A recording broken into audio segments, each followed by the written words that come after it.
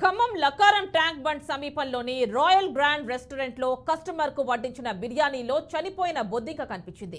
ఎంతో ఇష్టంగా బిర్యానీ తిందామని హోటల్కు వచ్చిన కస్టమర్ ప్లేట్లో బొద్దింకను చూసి కంగు తిన్నాడు.